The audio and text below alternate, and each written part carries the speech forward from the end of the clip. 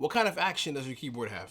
And if you don't know, I can guarantee it's affecting the way that you play. When looking at playing, it doesn't matter so much about what chords to play, which chords, what the fancy chord progression is, or even daily practice. The type of action that your keyboard has will, without a doubt, affect your technique and your skill and development. There's so much to discuss on the topic of music and technology. And if you're just getting into it, you need to go check out mychurchband.com/jumpstart.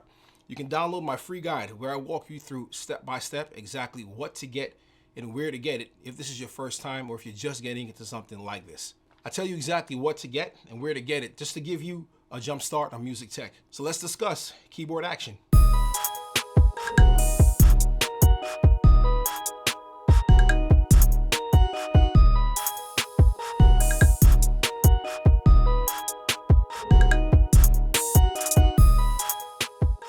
I'm Chris Moses, and this is Gospel Progressions University, where I'm here to help you and equip you as a church musician. So what is keyboard action? Keyboard action is the way a keyboard or a key bed is designed to interact with the musician that's actually playing it. Generally, there are four types of keyboard action. You have your synth or unweighted, and then you have your semi-weighted or spring action. Then there is the hammer weighted, and you have your combination with a hammer weighted with a distributed grade or graded weighted or graded hammer weighted keyboard. Depending on what your keyboard action is, it's going to influence the way you would approach playing music on it. So number one is our synth action. And now this type of keyboard, what I have here, this organ that I'm actually building, it's a synth action. You can tell because the keys are of course plastic and there aren't any weights or any kind of resistance playing it. There is some resistance, but that resistance is built not by an actual metal spring or some spring mechanism. The type of mechanism it is a piece of plastic, very thin, that gives it some flexibility. So when you play it, you have some bounce back, but it's not as heavy as you would be playing with an acoustic piano. Now, these type of keyboards, like this one I got here, it was very inexpensive. Between the two of them, I probably spent less than $300. And these are what's called MIDI controllers. You don't know what a MIDI controller is? I talk about that in this video right here. But with these, people tend to make this number one mistake. They want to get into playing keys, and they don't want to break the bank because, hey, they're either doing it for themselves or their kids, their son or their daughter. And you know how kids are, they may change their mind. And so they get the cheapest thing they can find.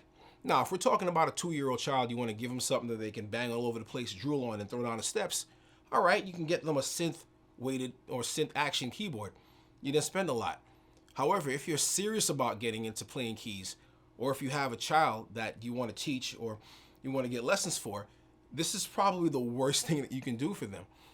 Understanding that whenever you play a synth action keyboard and you're starting to learn, the hand development, your manual dexterity and manual development is going to be hampered because you're not getting the response that you could get in playing a more heavier action keyboard. So whenever you learn, your technique will be altered. Your technique is going to be affected. Instead of making this type of purchase, there are other things that I'm going to talk about that will be more conducive for you when you're learning how to play.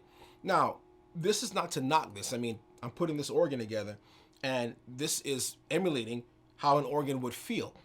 And not only for that, when I make tracks, if I'm doing something like that, I'm going to use a synth weighted or a synth action keyboard.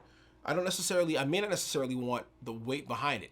It's not exclusive, but for example, I may use it to put some drums in. I may use it to do some horn stabs or some organ parts, of course. And where I don't need the weight, the weight behind the keys isn't necessary to what I'm trying to accomplish. Now we have our semi-weighted. The semi-weighted is a category where you typically won't find this on a keyboard that's made to play piano sounds or even a cheaper one. This semi-weighted has a spring behind it. There's a spring mechanism that gives more resistance than it would a synth action, but not as much resistance as, say, a weighted keyboard or a graded weighted keyboard, a graded hammer keyboard. And with the spring action, you're going to have it on the more expensive keyboards. It's basically emulating an organ. That's where you would have it on these electric organs like the Hammond B3, Wurlitzer, low rate organ. When you take it apart, you will see, you will see the springs behind it. And so that's great for that kind of application because as you play it, you want the action to bounce back as quickly as possible. So with these types of keyboards, the spring-loaded or the semi-weighted, the action bounces back really fast. And whenever you see people doing really fast runs on those things, it does make it a lot easier to play. And the keys are a little bit more sturdy than a Synth Action. However, you'll find that you won't see that on cheap keyboards. They're either going to be in an expensive organ or an organ clone wheel, like for example a Nord or one of the Hammond's clone wheels. It's electric organs or MIDI controller organs, or I think it's called Viscount or Viscount. I can never pronounce it correctly, but those organs that emulate it, you'll have those spring-loaded or those semi-weighted keys on that type of instrument. So next is our Hammer Action keyboard. This keyboard here, this M-Audio Hammer 88, is a full weighted or Hammer Action keyboard. And what that means is that internally there are hammers to counterweight the balance of the playing. So it's more of what's called a player's piano, or a player's piano's MIDI keyboard controller. So from the beginning, from the lowest note C here, or right, see, this is A, and all the way up to the C up here, the weight is even as far as what's behind it. I say that because it's not like the next one I'm going to talk about. Now, this would be kind of the middle of the road. This is where you want to start if you're playing, learning how to play piano, learning how to play a keyboard. You don't want to start on anything less than this, because of course your spring-loaded or your semi-weighted is going to be just as expensive, if not more, than one of these, and it won't give you the kind of feel and expressiveness and help you to develop your dexterity in your forearms. You need that strength in order to be able to express properly, playing the piano, unless this is something that you just kind of do on the side. Again, you can get the Synth Action, Synth weighted, but if you're going to continue in this, something like this gives you the optimal expressiveness in your playing. With the Hammer Action, while it's somewhat affordable, again, it gives you the expressiveness that comes with an instrument that's in the middle of the range and can help you to develop your dexterity and your technique. Now, if your budget can afford it, what we have is the graded Hammer Action. Now, the M-Audio, like what I'm playing here, makes a Hammer 88 Pro, and that is graded.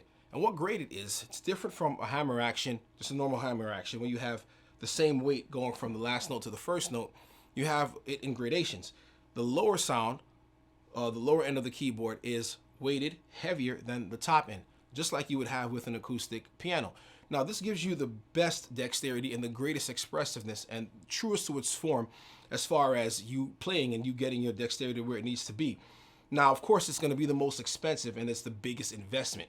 However, if you can't afford it, I would definitely suggest that you go with something like that, because it will only help you.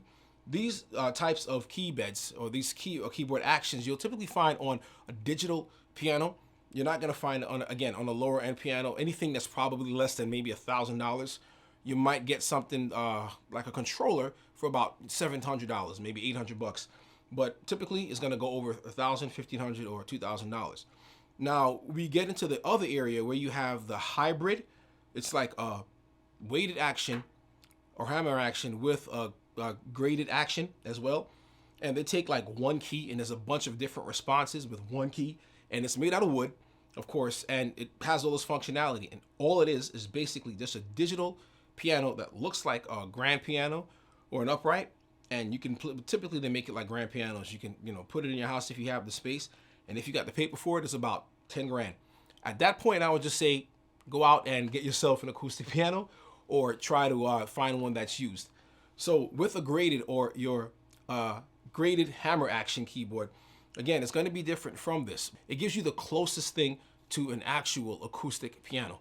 So in summary, what we learned about are your synth or unweighted action, and then we have the semi-weighted action that of course works with springs, and normally you would find that in an organ. And then there's the Hammer Action, like what I have right here in front of me, where the resistance is distributed evenly across the key bed.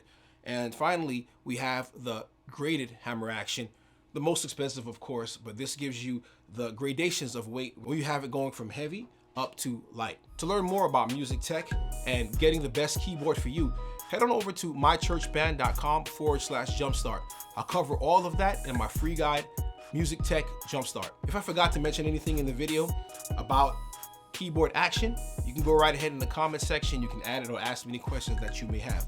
God bless you, and I'll see you in the next video.